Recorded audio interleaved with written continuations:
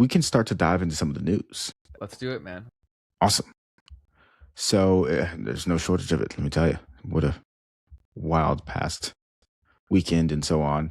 As we've talked about throughout the episode, Sam Altman has suffered 2 attacks over the past week. One of them was a suspect throwing a Molotov cocktail at his home, according to a company spokesperson. I read somewhere that after that, this person also was making threats at the OpenAI headquarters and has now come out and basically said, there was an actual quote from this person who said, I don't know if it was this one actually, so let me not say that, but the second attack that happened was early Sunday morning. A car stopped and appeared to have fired a gun at the Russian Hill home of OpenAI's CEO, according to the newly obtained police report. The reason for one of these, I believe, that came out was basically he was saying that he wanted to keep humanity from going extinct, was the words that were being used. Sam saying this? No, the attacker Got was it. trying to prevent humanity from going extinct, is what they were saying as their reasoning. I don't remember which one of them it was. But moving forward, yeah, so for instance, yeah, okay, here's that. It was from the New York Post. Manic, who threw Molotov cocktail at Sam Altman's San Francisco mega mansion, kept terrifying list of other executives as well. Okay. Well, especially with Luigi becoming so famous online. Facts. And with how much, especially the younger generation, sees clout as like the ultimate currency. This is like a viable career path. Right? If you're optimizing for that, if they think there's no way to get money, but this is a guaranteed route to attention. So the quote tweet that I saw to this was someone saying, Patriot, right? There's with 77,000 likes and 800,000 views. There's so much of that. And hey, I understand why they feel the way that they do, man. Like there's been a mass trauma ritual across the internet that like everyone is screwed. And it started really during the pandemic, right? Where from that point forward, the social pressure and the psychological torment that people have been through, it's only seemed like it's been cranked up. You know what I mean? Like we go through this global pandemic where all this crazy stuff we're forced to do, like cattle going through it. And then what we get to the end of it, we're like, okay, the world will go back to normal in 3 or 4 years. And then we have AI right after. It's like, yo, we can't catch a break, man. AI in a almost world war as well. So, the next piece is continuing along this line of things happening, right? So this was the guy who set a warehouse on fire in Ontario, California, 1.2 million square foot warehouse, Kimberly-Clark warehouse, completely set it ablaze. And in general, this guy, Power to the People, is basically egging this kind of thing on. He said, good luck finding a jury to convict this man when 70% of Americans live paycheck to paycheck. Is what he said.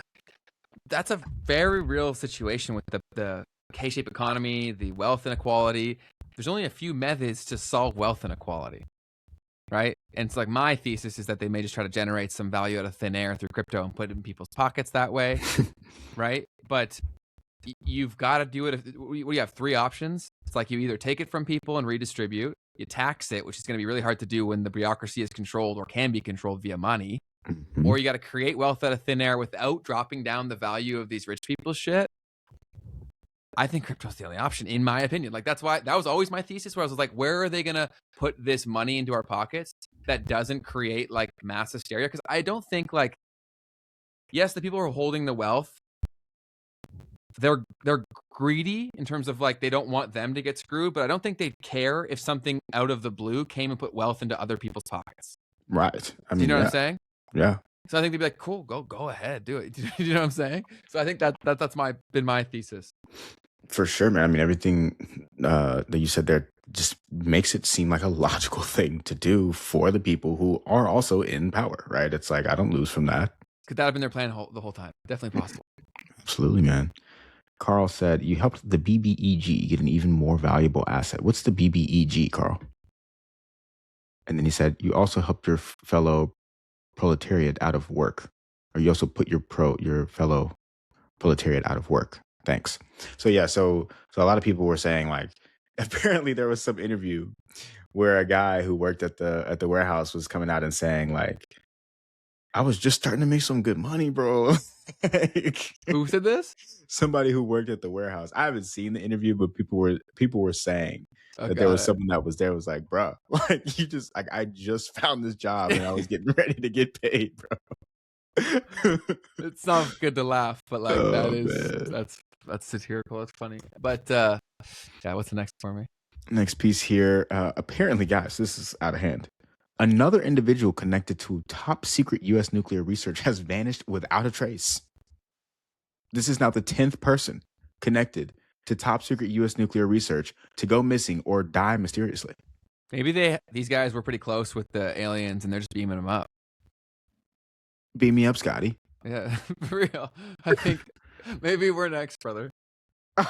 Hey, do not leave me down here. I'm good. I'll go up. I'll go up for a bit. Nah, bro. I'm good. I'm just going to camp out. I'm just going to camp out. You do your thing. I'll come back and talk to you and tell you what they Let, say. let me know, man. Let me know what types of prodding devices they have. No. We'll be chill. They won't do any of that stuff. That's propaganda. All right. So another thing was that a fake ledger app on the Apple Store wipes out some people's entire Bitcoin holdings.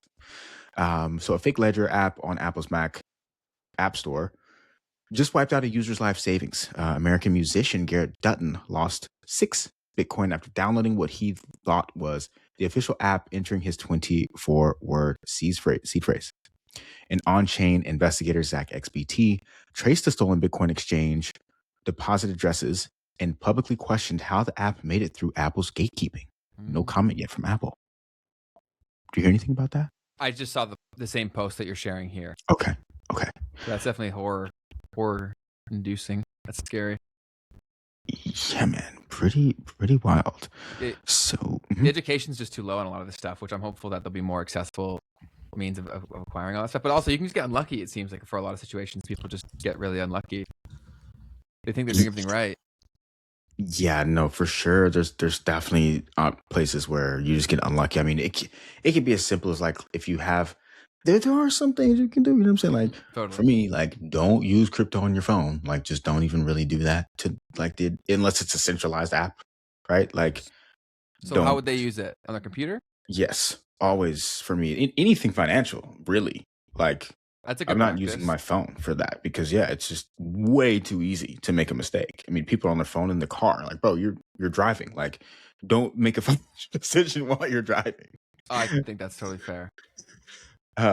Just as an example, and then I mean, to the extent that you can, air gapping things, right? So I look, I have multiple devices. I've got like a burner computer, you know what I mean, that I use for all of that kind of stuff to keep these types of things from ever even being likely, at least. No, you should definitely think about all of that as much as you can. I think a lot of people don't think about it until it's too late, and then they wish they did. So definitely do not make that mistake. Use these things as inspiration to get your stuff sorted. You only, like it's a lot of work to do once, but then it can save you a lot of headache as well. 100%, man. And for instance, if you're that guy who had $3 million of XRP, I think yeah. it might be worth paying a few $100 to get a new laptop. You know what I mean? Like a separate device. Moving forward, we had the Iran and the U.S. after coming to the idea of doing a 2-week ceasefire. They had peace talks over the weekend in Islamabad, Pakistan. Those talks failed. Okay, and those talks failed. And one of the things that came out of that was the U.S. saying that they were going to do a naval blockade of the Strait of Hormuz. Now, we're going to talk about this a little bit later because there's a lot of funny stuff going on about that. But essentially, yeah. So what's happening here is Iran has essentially blocked the Strait of Hormuz by attacking ships that have been going through it that are not following their rules, or rather at the beginning they did that. And now it's like, just don't go through and we won't attack you. Eventually, what happens is they say, well, we want to start collecting tolls. Okay. Like you're going to pay us if you're going to come through the Strait of Hormuz. This is the way that we're also going to like get reparations for all the damage that's been done throughout this war. It makes sense to an extent. Like, you know, cool. The U.S. is saying, look, we're not having that. You guys don't control this waterway. No, you can't do that. So what we're going to do is we're just going to block the whole thing off. So you can't also pick favorites and let other ships through if you want, or charge somebody a toll if you do or you don't. You know what I mean? Like, nah, we're not doing that. We want to have control over the Strait of Hormuz, or at least not Iran having it. So they are now putting a blockade on their blockade. And so with that, now what's happening is, well, some ships have turned around right as they implemented this. This was yesterday in the morning, essentially, they did this. And then after that, you have apparently China was like, yo, you're not going to stop us from getting our ships, because apparently around 80% of Iran's exports are actually going to China.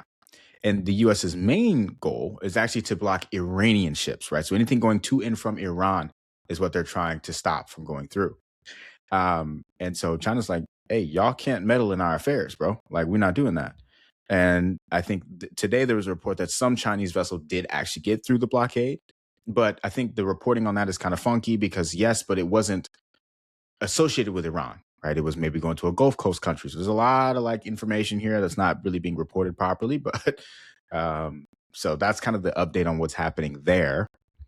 And how do you try to discern what the truth is when there's so many voices? The only thing that I can do is what the official statements are and read them and see if they make sense or not. You know, like, is there any logic to why they would say or do this or that? I get you. Yeah, I get why people just check out, man, or go to like the conspiracy stuff there, because at least that, like, once you get it, at least people feel like, okay, I get it. There's an end.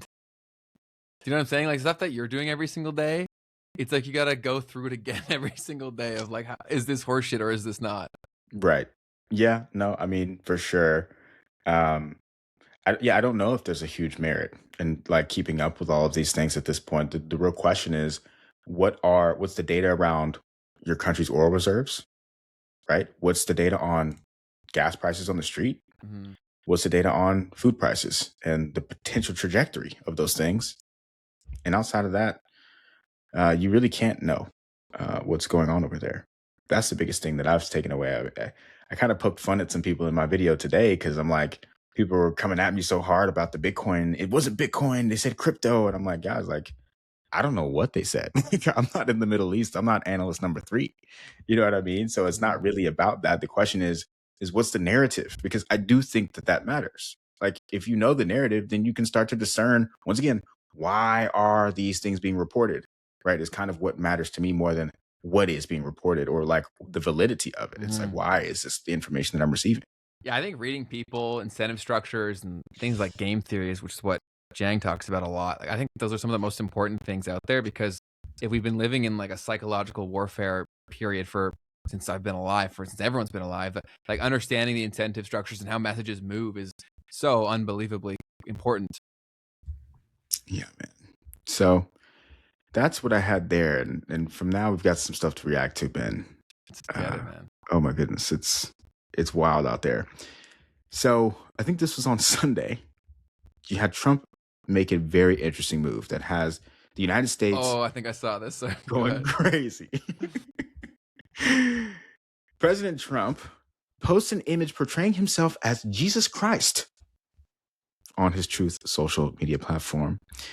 And there's a ton of fallout and follow-up that has come from this. And we gotta talk about it. Every person in Canada who like is obsessed with hating Trump has sent me that shit, bro. I've had it sent to me so many times, and like they sent it to me because I talk about the show to a degree as well. But I'm always like, crazy. It's like all I say back. Like, I don't care. He's obviously gonna do crazy stuff. Yeah, I mean, at this point, there's nothing he can do that's gonna surprise us. That's literally what I say all the time. I'm like, I get why you're saying this to a degree, but like, I'm numb. Yeah, for sure, man. Oh, I saw something about that too. I can't remember where it was from, but it was like he was talking about the corruption and stuff. And he was just like, bro, like, why are we okay? Like, why do we not care almost at this point that this guy's actually blatantly earning so much money off of the presidency and so on and so forth? And I was just like, dang, it's crazy to think about, because we all are just like, yep, that's what they're doing. What's the alternative? That's the crazy part. It's like, that's what they're doing. So and the full thing was, well, because we know that what's going to happen here is by the end of the term, he's going to pardon everyone in his family, kind of like how Biden did. Like, no difference, right? It's the same thing that just happened. So yeah, they won't get prosecuted. It will just be what it is. Yeah, man. These are all just symptoms of a very broken system, right? Or perfectly designed. But either way, it's like there's more and more across the board. But that was crazy. Like the whole. And did you see what he said after when people said? We're gonna go into all. Okay, go ahead. Sorry.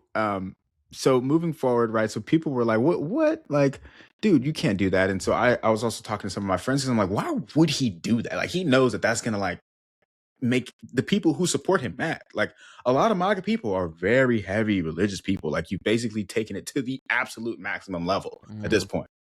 And then I thought to myself, I was like, you know what? Like, technically, maybe he's testing. Maybe he's prodding to see exactly how far he can go. And these people still support him. Do they think that he's Jesus Christ? You know what I mean? So I'm sure he's gotten some interesting data, but eventually he deleted the post. And then yesterday, he came out and responded. And this is what he had to do say. with Red Crosses.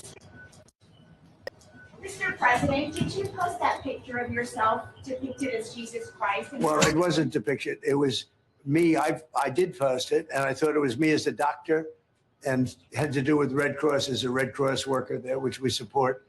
And only the fake news could come up with that one. So I just heard about it, and I said, how did they come up with that? It's supposed to be me as a doctor making people better, and I do make people better. I make people a lot better. As an example, the 11,000, I understand your husband's going through treatment. Yes, sir. Yes, sir. He's going through some very serious cancer treatment, so yes, sir. This goes a long way. Yes, sir, it sure does. So there's some more context to, like, who is this lady sitting there? Why is he bringing her into the conversation? She's the DoorDash grandma. We'll talk about that in just a second, but we got to get into the memes of this situation here. So anything, Ben, that you wanted to say on this so far? I feel like he's definitely been to a hospital before. Like, doctors don't dress like that. Like, what? Crazy. And he says this is the fake news media. So people have been absolutely tearing into him. My feed is full of the memes. Sir, can we help you? No, I work here. Okay. Trump clearly in his doctor's uniform. So this one here says, here's my doctor dining with the pharmacy reps. That is super good. Here is Trump as a pilot. Here. Laugh so we don't cry. That's super well said. And definitely plenty of other ones that were fantastic. But I also want to get into this whole DoorDash situation, because, like, fill me in. What on earth is going on with this lady doing DoorDash? And so there was this moment that was filmed outside the White House, this candid moment. Let me zoom you guys into it.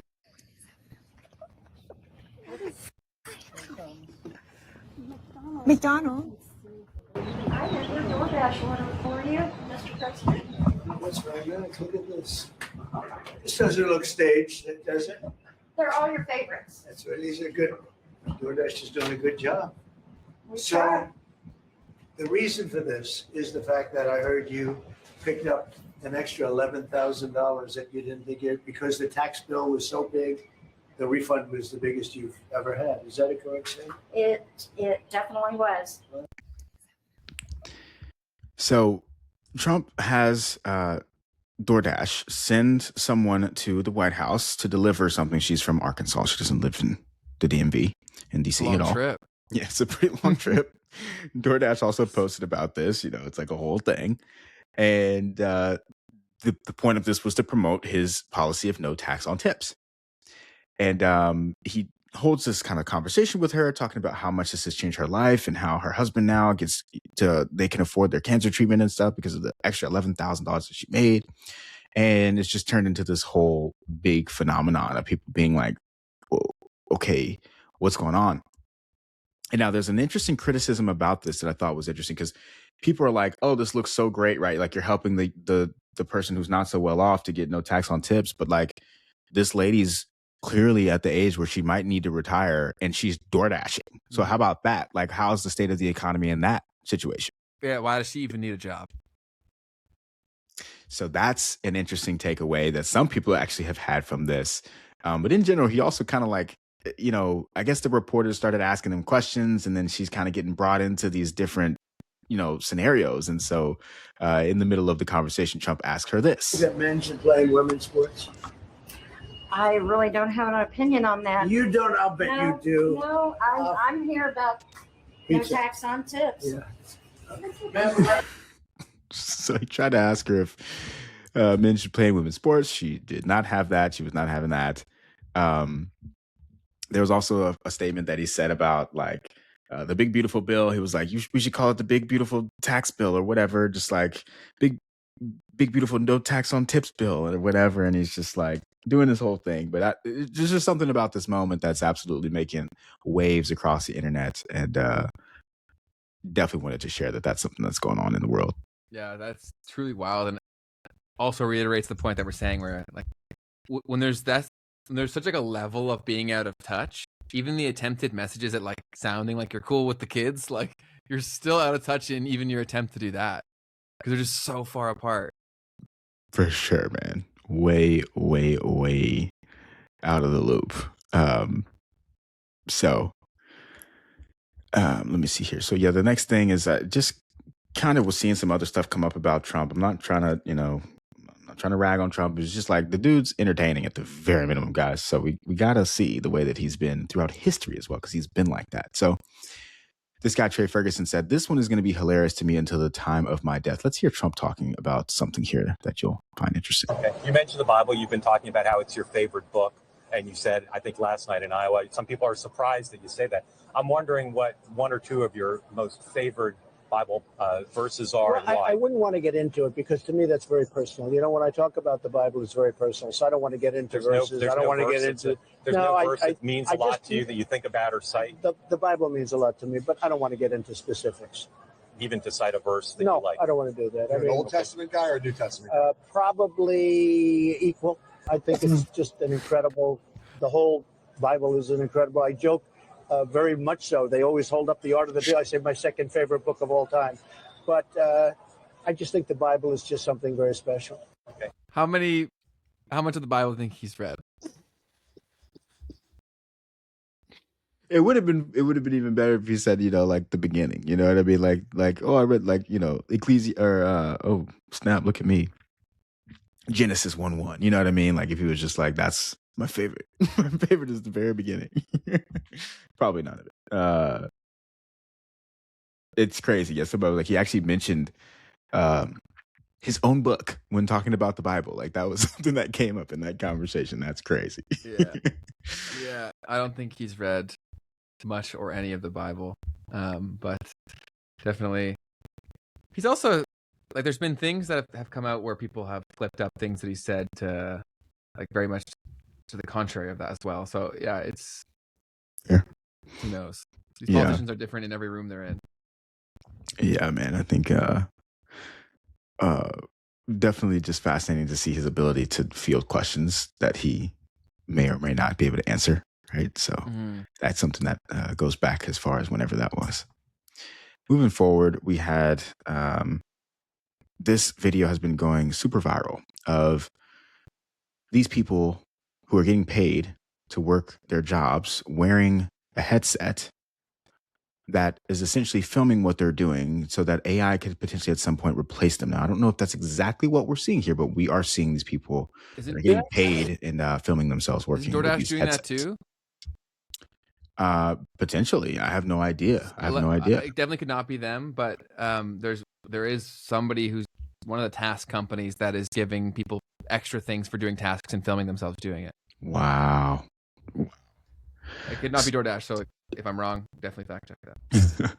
I'll play this real quick. ठीक है, सब आदमी लगाया है camera, इसमें minute वनट सब चालू है, ठीक है, सब भाई लगाया है कैमरा, ठीक है, यह है ना ये लगाया कैमरा, ठीक है, कैमरा मुड़ी में स्पॉटलाइट में लगा हुआ है कैमरा अब। So there's that one. Another wild incident that happened over the past 24-48. A worker has died at Amazon at a warehouse in Oregon last week, apparently. And employees apparently were told to keep working for over an hour as the body remained on the floor. One manager told the workers, just turn around and don't look. Let's get back to work. Is this validated? It's from More Perfect Union. I've seen some reports about this circulating around for sure. That's absurd. So someone responded to this, Sebastian, and said, "This is why my portfolio is 30% Amazon." Dark. Super dark, super crazy. And I've seen a few of those types of tweets. So crazy situation there. But yeah, I mean, Amazon has been known for that kind of activity as far as just like no levels of care for their the well-being of some of their employees and being super strict on deadlines and things of that nature. Allegedly. Yeah, well, and I can't even imagine. I don't even know what I was gonna say. No, I definitely believe it. I'm just saying allegedly because that's what you're supposed to. No, of course. The funny part is this story that popped into my mind, which I guess I won't dive into, but it was this lady telling a story on TikTok of some of the things that she's had to deal with. Working at Amazon? Yeah. Yeah, there's that many people now that everyone can be a creator. It's difficult to keep a lid on that for sure. Yeah. So allegedly, let me tell you, 100% allegedly, I love my life. So moving forward, we're seeing from Nick Shirley. Nick Shirley is this guy who's been like exposing fraud across the United States. Mm-hmm. And I actually did look this up because I was like, there's no absolute way. But apparently in California, there is a bill that is being advanced called the Stop Nick Shirley Act. No way. To criminalize investigative journalism. And this is a .org website from California here. Okay. So someone at least, right, has filed this thing to keep him from doing what he's doing. I don't know the extent of what's in this bill, but clearly they're trying to do something to stop this guy. Yeah, he's definitely got people pretty riled up all across the board from his investigations. I've never really watched his stuff. Have you? I haven't, man. I don't know why it just doesn't interest me. I don't know. I haven't watched any of that. No, I would agree. Moving forward, Nikita Beer, the head of product at Twitter, actually came out and he made this little post yesterday. I guess it was today, even potentially. He said, "Crypto has had a rough year. Maybe we should launch something to fix it." And people are starting to respond to that. And one of the major things to keep in mind is that when you look at his bio, he's the head of product at X, but he's also an advisor at Solana. Okay, so keep that in mind. And we know in general that X has been working on a X money, right? So that could come out at any point in time. And people are speculating on whether or not that will include crypto. And the guy that had that original tweet is basically saying that that's exactly what's going on here. And they're creating the WeChat of the United States with X. Yeah, I felt like that kind of stuff was only a matter of time. And that kind of brought crypto Twitter back to life, at least temporarily. So we'll see how long it takes for them to roll that out and see what it is. Because it could be nothing, but it could also be massive. Facts, man. It would definitely be like if you think about the craziness of what Elon has done, X is probably one of the least crazy things, but X money could get it there, right? Totally. Yeah. So I thought that this one might be interesting to you, Ben. This guy was saying, "I love how responsive the PSP UI still feels after 50 years. And then this guy said, "Today everything is so shitified to the point of opening any program or moving to another menu literally takes almost forever." What do you think of this? Yeah, a lot of people are actually going back towards the older experiences because a lot of the extra things that slow down a lot of the core experiences or the navigation stuff like that are so optional, but they do make a lot of the platforms more money. And so when that is your primary incentive driver, they're going to do that, right?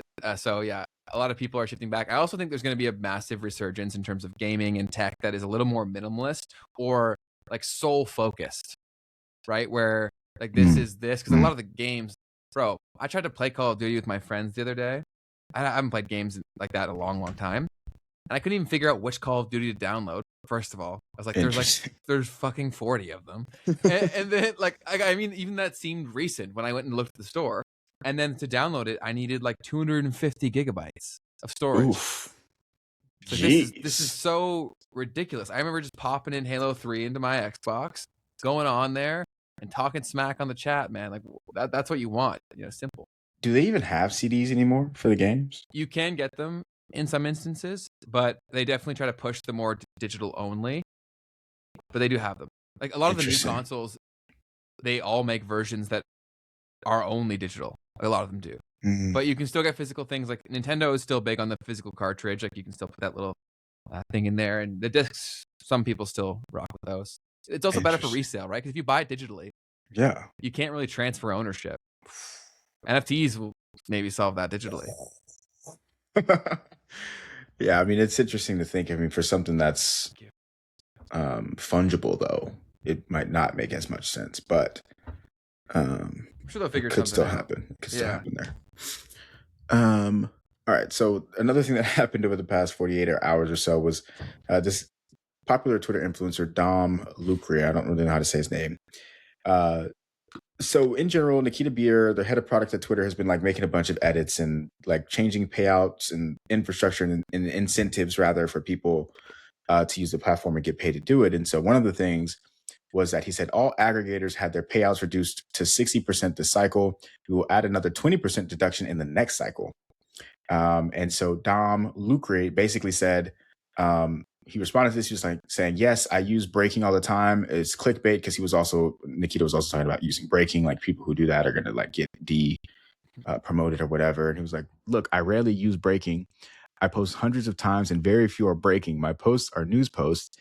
It's a problem because I do well on a social media platform and the other people are mad at me. And so people decided to give him a community note. And it was just a community note of all of the 91 examples that he had used breaking on his posts, which was pretty funny. That's super timely because I literally said to our guys, I was like, yo, let's not use breaking on our stuff before this whole thing happened. And this was the exact reason as to why. That's too funny. And just so an aggregator, guys, just in case you aren't in the content world, this is basically someone who takes people's content, a recurring theme that we've talked about. It's already happened to us a bunch of times because there's a lot of the biggest names in Twitter. That's all they are. They take other people's content and then they distribute it. And because they have a bigger following, they're the one that gets retweeted and shared. And so it's our content, our effort, all this stuff, but they get all the views and followers from it. And potentially, I don't know how the monetization actually works. I mean, do they get paid from that? Oh, I would assume so. It's the impressions from their content. Yeah. I'm pretty certain they get paid.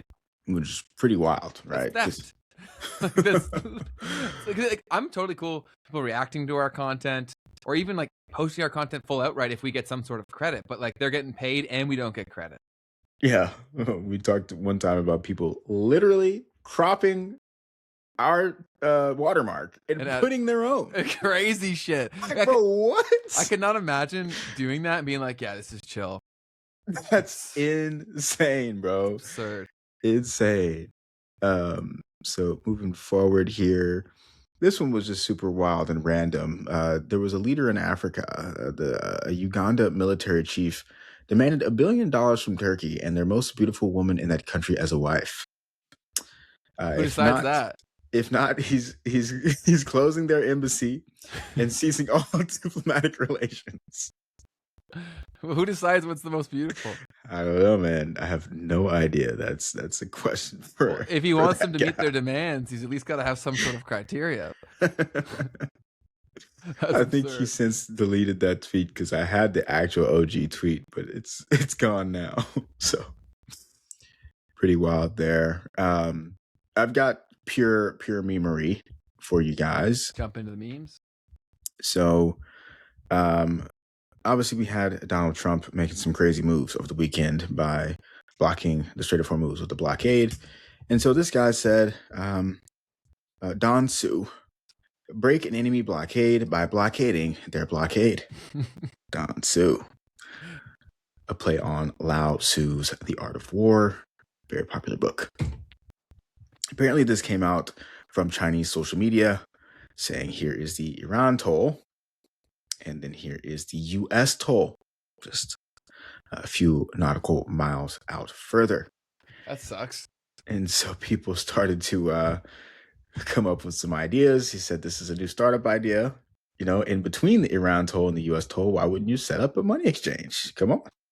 You know, do a little currency exchange in the middle. Or like a crypto ATM, like a Bitcoin ATM. They still have those at the convenience stores around here. Yeah, man. This guy said, waiting for the EU and China to get in on the blockade action. Why not? Everyone's eating. So I thought that was pretty funny. Moving forward, we had so Twitter also has been updating the auto translate feature. And so this guy said, this is Twitter with the auto translation feels somehow like this. And it's crazy because this tweet is also actually being auto translated from Russian, I believe. Yeah, when they did this, a lot of Japanese posts started going crazy on Twitter. Yes. And then moving forward, you had Justin Trudeau and Katy Perry over at Coachella, and apparently, while he was there, he tweeted, Hungarians voted for change and a renewed commitment to democratic institutions after years of erosion under Viktor Orban. A powerful and positive signal to democracies around the world that citizens can reclaim institutions and restore respect for rights. And someone quoted him and said, sitting this from Coachella is wild. That was a lot of drama around that because they banned single-use plastics in all of Canada, and then Coachella is him having alcohol or a drink, I don't know if it's alcohol, out of a red Solo cup. Yes, I did see that one as well. So this guy is drinking out of a plastic cup after banning them for the entire country while hanging out with Katy Perry at Coachella. And I see people being like, well, let the man live his life. He's not the prime minister anymore. It's like, he did a lot of shit. like that's crazy. And then also in Canada, the Liberals got their majority from their floor crossers. So now there's a Liberal majority government in Canada now. So multiple more years of that. Yeah. So quick piece here. We had Mom, can you pick me up? Why? I forgot to close my oil futures contract, and now I have 84,000 gallons of crude oil waiting for me in Oklahoma by Sunday. So this is an email that he got from Interactive Brokers telling him about the physical delivery of crude. So guys, definitely close out your contracts or roll them over if you got some crude oil, some long on crude oil. And this one was interesting. This guy was a no context meme. This guy's driving an Amazon truck here.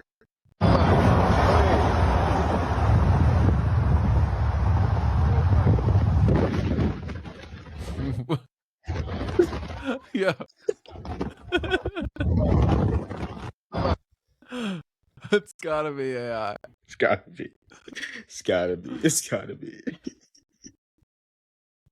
What's up? Would you say Sharp? Okay. Word. Appreciate that. Okay, wait, what was this one? Oh, okay, yeah. So this was super interesting. Moving forward, we had Fetty. Let me just play this. Let me play this for you guys and let y'all see what's going on. Hey, Delta 1738, do you have time for a quick question? Loud. Go for it. Are you familiar with the artist Fetty Wap? I am not. Oh, bummer. He just has a song that's 1738. Just remind me of it. No, unfortunately, no. Dude, that's fucking awesome.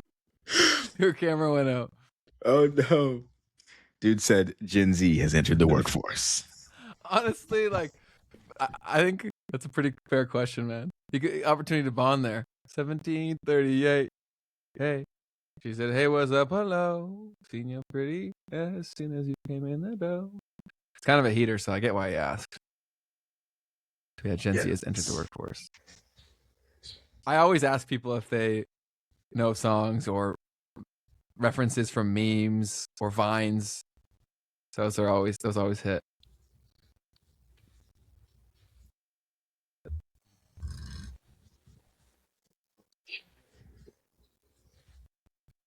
Pickle. So what causes this outage on your camera? Is it overheating of the internal battery?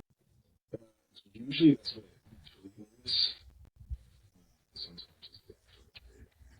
Got it. You should, because you can get ghost batteries that you can just plug in. Yeah. Okay. Fan. And sometimes I don't have it on. So it's just Got it. So, yeah.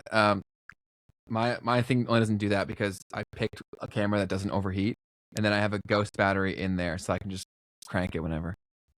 Ben has a nicer camera than me, guys. Honestly, yours is probably more expensive. Mine's pretty old, but it was like designed for this use case. Exactly. So the other day, I guess it was like almost a week ago now, Trump posted world's most powerful reset. President DJT and this guy said, my boomer parents after I fixed their computer by turning it off and on again. This one was super interesting. It was around the space mission. So let's hear what these guys were talking about. What's up, fool? Palo 13, homie. Houston, we got a problem or what, eh? 0 G's, more like 3 G's here, homie. Hey, aliens, pull up. What's up? I'm looking for my Princess Leia. My Jabba the Slut, fucker. Hey, hater, fool. Hey, American, me more like a Martian, homie. They call me, hey, Little Dipper, and this is my homie, Big Dipper. We're looking for the man with the DeLorean. Homie, you mean Mandalorian. What's up, fool? Palo 13, homie. Houston, we got a problem or what? I just love that Houston. We got a problem or what? That's great. Other than that, I think those are my memes for the day. Other thing that we had is just a couple of community things that we wanted to talk about from the previous episode, as well as we had a very custom video made from producer Asipa today. So we wanted to share that as well. But we had some interesting comments from the last episode. There was a little bit of controversy. People were pissed. I didn't know we were sellouts, bro.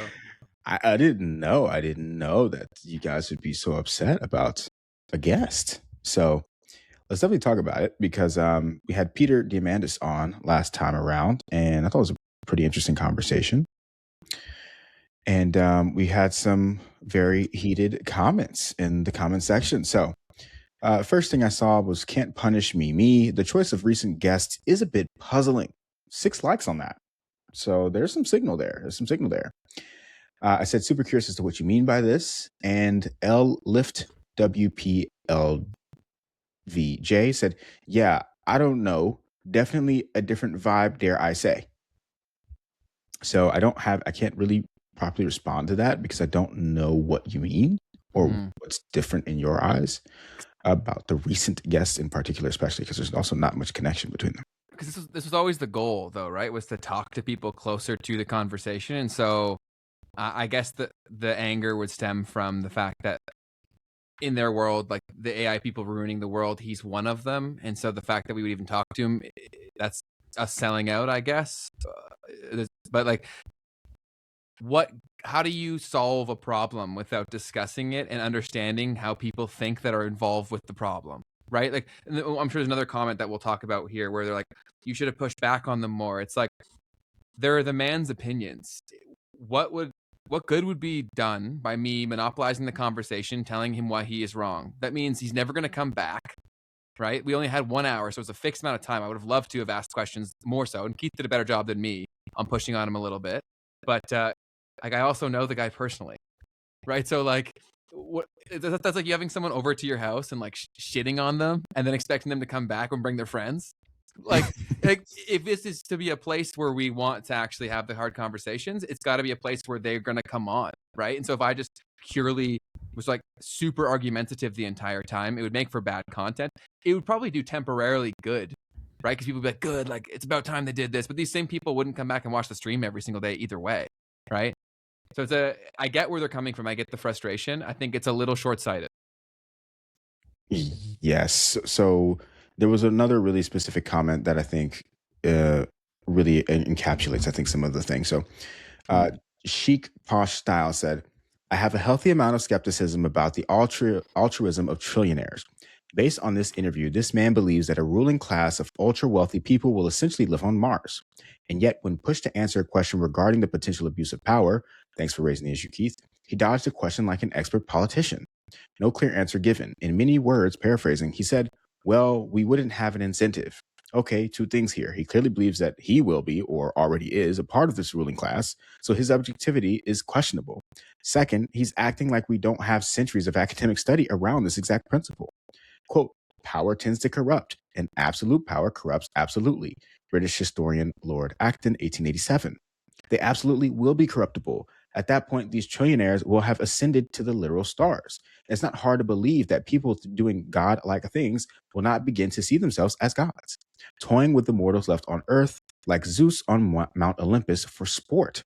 I would have appreciated more pushback from you, Ben. We, your listeners, are an intelligent audience. I can see through this man like the clearest water. At least he gave us their game plan, though. Just collecting one infinity stone at a time. Got it, Thanos. And Ben said, hey, these are the man's opinions. My job here is to facilitate the conversation, and the internet decides how I specifically did that wrong for each individual. It's an impossible task. Wishing you all the best. Martel said, trust us, bro. We care about each and every one of you. But definitely kudos to Keith and Ben for bringing us this information. All we need is the information. We decide what we do with it afterward. Great. That's awesome. That's really the whole point, right? And their request for me to push back on them more, we would have been stuck on that point forever. He clearly sees the world completely differently than you do. And so is the goal of the conversation to explain why his view is wrong, or is it to give us more insight on what it is, period, so that we even know what you, like, a lot of these people are complaining saying like, this shouldn't happen, but how can you stop something that you don't even understand?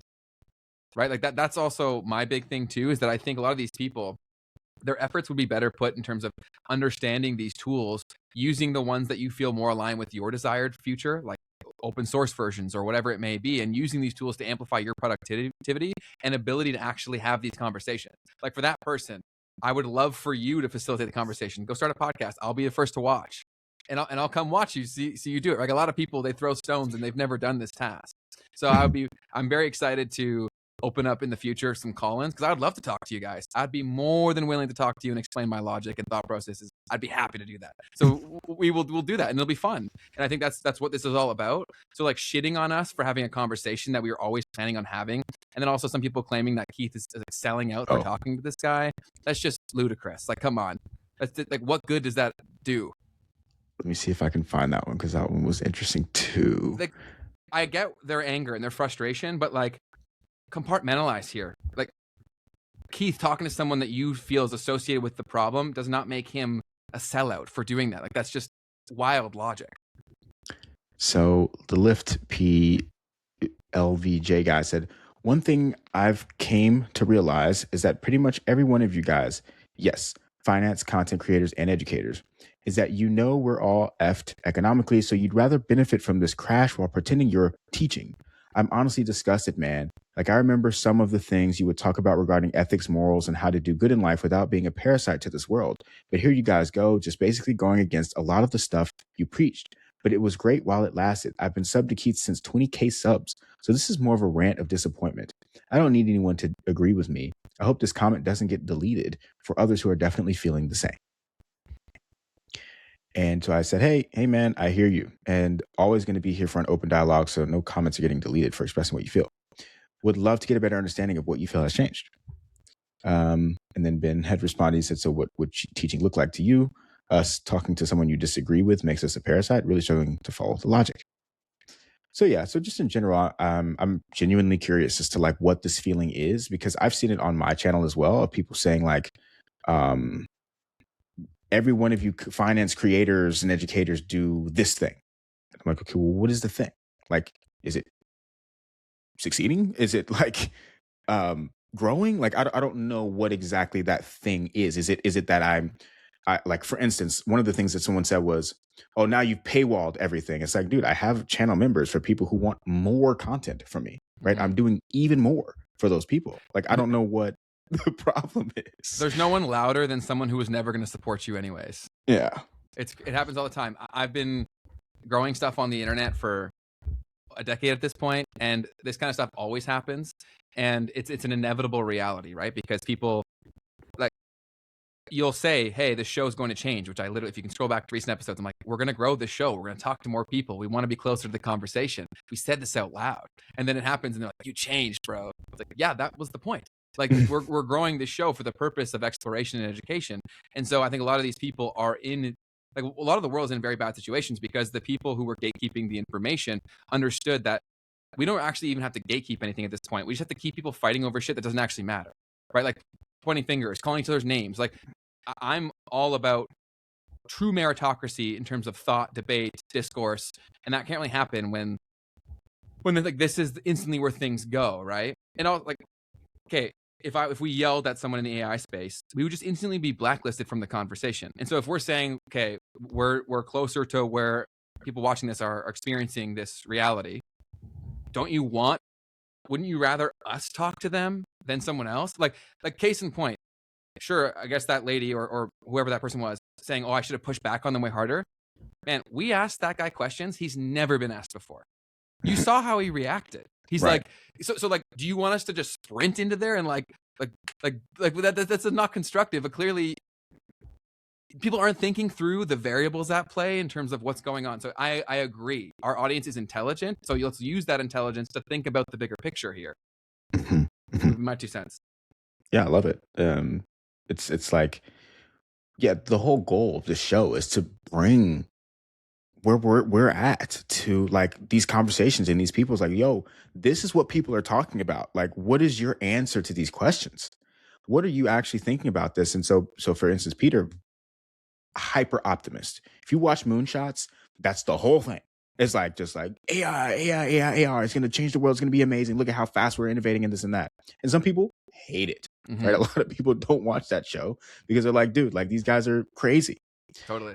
But now he comes into our environment and you guys are here with us saying, yo, what you're saying here is crazy. And when you can intellectually, like, outline why, we get to ask that question to him in real time. And that's super, super powerful because he's not having those conversations over there, you know? Yeah. So yeah, that's kind of the goal. And then Beating the Odds, sorry, says, maybe push back on harder questions, though. It's not disrespectful to ask hard and relevant questions more often. So again, we asked questions that were definitely off the track that he normally talks about. And also for the flow of conversation, like, when you're saying that, do we ask the same question 5 times? Because these are a philosophical debate, right? And so if you want me to say, like, why do you think like that? He's going to say the same thing 5 times. So I'd rather go to other places just to see, okay, what are the things attached to this that gave him his worldview that then allows us to see how these people think and operate to then maybe fill that gap, right? If we're just saying the same thing of like, oh, that's blue, no, that's red. Does me saying, is that the other color 5 times do anything constructive? In my opinion, no. But that's, again, you guys are entitled to your opinion completely. Yeah. I mean, like, for instance, when he was responding to that thing about, well, wouldn't the people who keep getting richer and richer, wouldn't they eventually kind of, like, couldn't that lead to some oppression of some sort? And, like, I mean, honestly, in that moment, what he said was something that I hadn't thought about. So I'm like, let me think about that, right? Before I'm immediately just like, oh, well, da-da-da. Like he had an interesting statement of, is there an incentive? Because my mind went to, like, is there ever an incentive? Right? Like, what does that look like? And so I'm just trying to draw all the parallels to what that looks like in life. And at that point, the conversation's kind of moved. And you know what I'm saying? And so it's like, that comment that was left was a really good comment in that regard of, like, well, no, there's always going to be, right, some level of corruption of the power as it is being distributed. And so anyways, I see why they would think that's absolute horseshit. Like that's Mhm. totally understandable. Like look at what's going on in society. People have abused the crap out of power. So I get why you would think that, but yeah, I think conversation is the best way to get to some better situation. And if it's just like us versus them mentality and we're only talking amongst ourselves, how does anything get better? Yeah, Sir Night Night said, I'm definitely not a fan of Salim. I think Moonshots is tone deaf, but I'm not expecting for Ben and Keith to change his mind. That's ludicrous. I've said that out loud, that I think that they are hyperbolic or, let's say, tone deaf, pick your word, whatever. And that I don't think that they'd be offended in any of us saying that, right? Like that's their opinion, just like you're entitled to yours. And that's another thing we've said on the show before. Like I've literally said that I think the AI people are mostly hyping stuff a lot. Like I've said that all the time. So it is what it is, right? Yeah. Yeah. So cool. Happy to have these conversations. I legitimately would love a response to like what's changed or what do you feel about that's different about the guests? Because it's interesting to me. We want to continue to develop the community. But I don't know if they'll be like, I'm very curious to see it as well. But a lot of these are feeling things, right? And so people try to attach words to something that, like, they're lashing out with emotion, and then later they'll try to reinforce it with logic. But it was really purely an emotional exchange, which, yeah, it does make these things complicated. And I'm also well aware that these things are very heated, right? Like, if that guy is also like run through the situation of, if someone every day they're forced to go into the world, work a job they don't like, and they have no futures, right? And they're saying it's this technology, then them even like us even talking to this guy is like us talking to like they would say it's like talking to the devil, right? And so then in their mind is like, is there any justification for platforming, another word people love, or talking to the devil, right? So like that's their thought process that I can understand. I just don't think you're looking enough at the bigger picture. And do you want to be right that these things are messed up, or do you want a better situation? And I know that the former is what happens, right, in most circles across the internet. People just repeat what they believe to reinforce that they're right. And it's the same thing, and they're still having the same debate over and over and over again. Whereas I'd rather have some discourse that actually is like stimulating, right? For sure. Super fascinating to think about that word platforming and how it's used. It's kind of very much so cancer. It's like the opposite of cancel culture. It's like, well, it's a part of cancel culture. It's like if you platform this person, then you've done some disservice to humanity. Mm-hmm. But what was the platform that was given to them? Was the platform something where they were being asked questions that allowed them to like explain themselves or to question, right, the things that they're constantly saying, right? So it's not really you platformed this person. I mean, you could be on Piers Morgan and he just grills you the whole time. Did he platform them do anything? Yeah. You know what I mean? So I don't know. It's a fascinating thing. I think this is all very new technology, which I fully understand. And especially in a show like this, where it is live, people kind of feel like it's a party, right? And so if we're all at the party saying like, this stuff's messed up, or it seemingly is at least messed up, and now we're having one of the faces over to our party. Why'd you invite this guy, bro? What the fuck's wrong with you? That's very interesting. But I've always saw in this that this is just a natural human trait, and so that's why I would always invite people that didn't fit in the group, because I thought that was really stupid. So like, because a lot of people hide behind their group, and then groupthink sets in, and that can be a con across the board. So I think spreading of conversations is the best way to do it. And Sir Night Night had a very good point here. Where they said, you're not going to expand your thinking unless you listen to people who don't share your worldview. I spend more time trying to find people I disagree with that I also think are smart. I think that's like the cheat code to getting ahead in life, is like, how do you find the people that almost completely disagree with you, but you can see, oh, this person's smart, because then you clearly have some bias or blind spots yourself. Right. Yep. And also like the reason that we have these conversations, because a lot of people would just be like, why are you guys like even talking to this and like paying attention to the haters and this and that? And it's because we want to help the people who are coming to these conversations with that kind of an attitude. Like it can actually, hopefully, eventually you recognize where there may be some things that you could be thinking about or looking at differently. Totally. And yeah, we're going to make mistakes too. Like we're humans, we're doing this live, like we're going to screw things up. And so it's all part of the journey. It's what makes it exciting. And we'll acknowledge when we screw up and when we can do better. And so case in point, I'll try to push more when I feel like it makes sense, but also I'm not going to monopolize the conversation and stall it. We're on a fixed time, right? So like if you if we only have 60 minutes, and we got to think about like the long-term viability of this business and what it means after we stop the production. Like there's so many variables that people aren't considering when they're watching this, right? Which is totally fair. But when you have the situation of Joe Rogan where he has the point of leverage where it is the biggest thing that person does all year. And so that gives him the kind of leverage to take risks and like ask questions that almost no one else gets that opportunity, which is what we're trying to build this into. But until we have the leverage from the audience perspective that can only come from having people on like Peter, we don't get that opportunity. Do you know what I'm saying? So like the outcome that they want, they don't realize like one of the only ways to get to it is to build the leverage from doing what we tried to do. 100%. You can't just jump there because then they'll be like, we don't want to play with you anymore. You don't, right? Because if you don't have the eyeballs, like why is Joe Rogan able to have on whoever he wants? It's because he has more leverage than anyone on the internet. 100%, man. Ben is good at pushing people's buttons. I guess. So last piece of community stuff that I wanted to go with here is, so we finished our Spotify playlist. And is it in the description? I don't think it's in the description. You send me the link though. I'll add it right now. No worries. We had a SEPA put together this little video for the release of this. So here we go.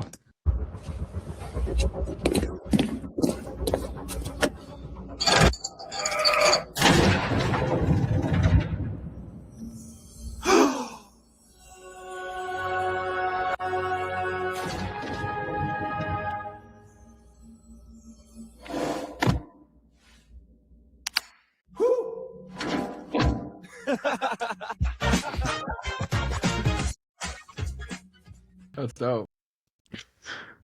Marcus. That's fire. Way to go, SEPA. Yeah, man. Very, very cool. That was awesome.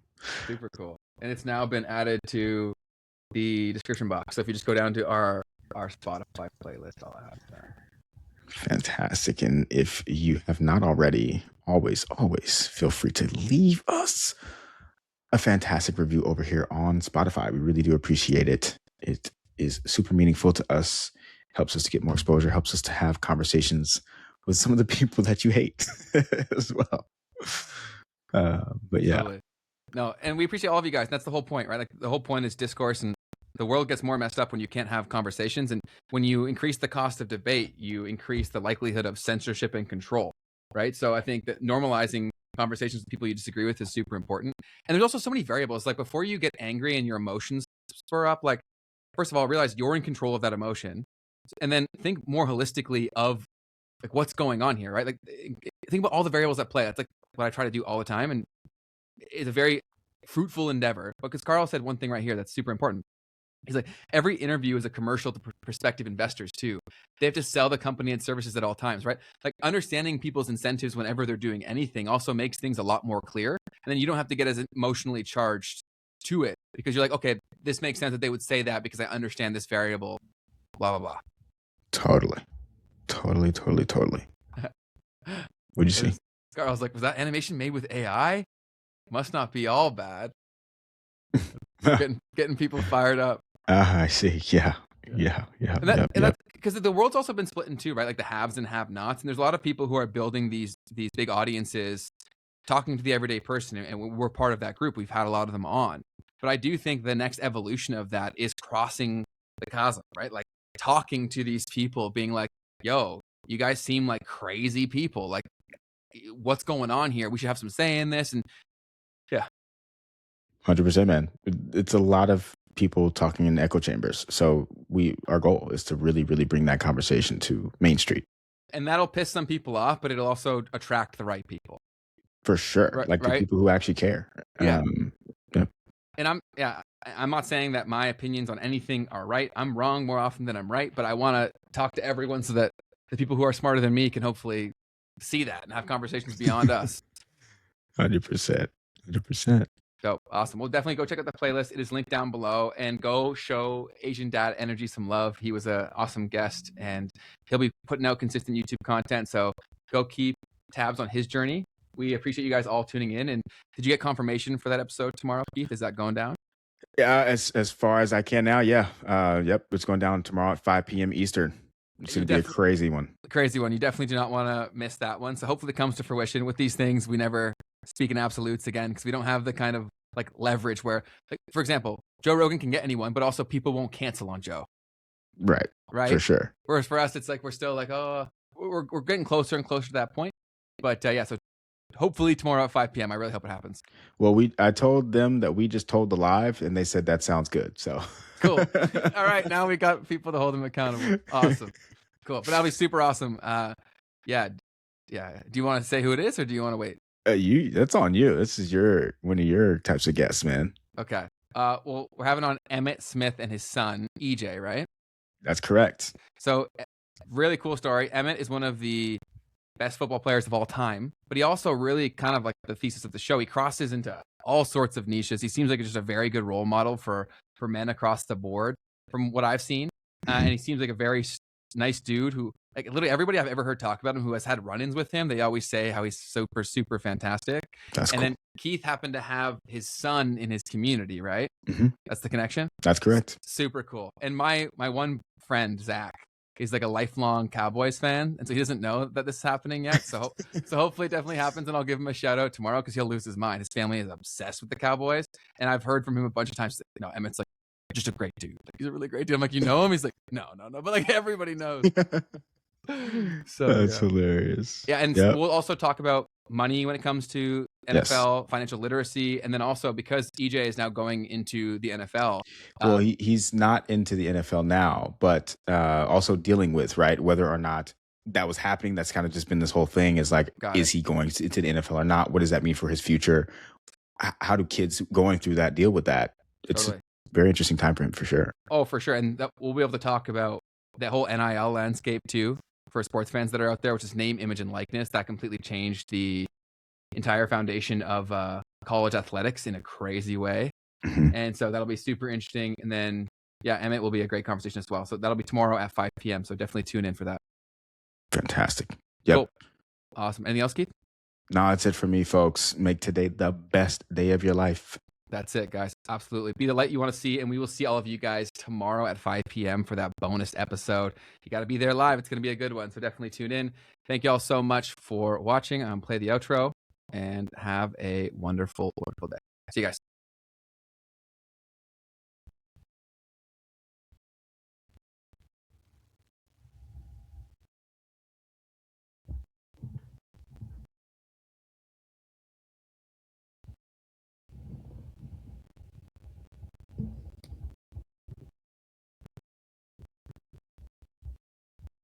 All done. Hey, you made it to the end of the clip.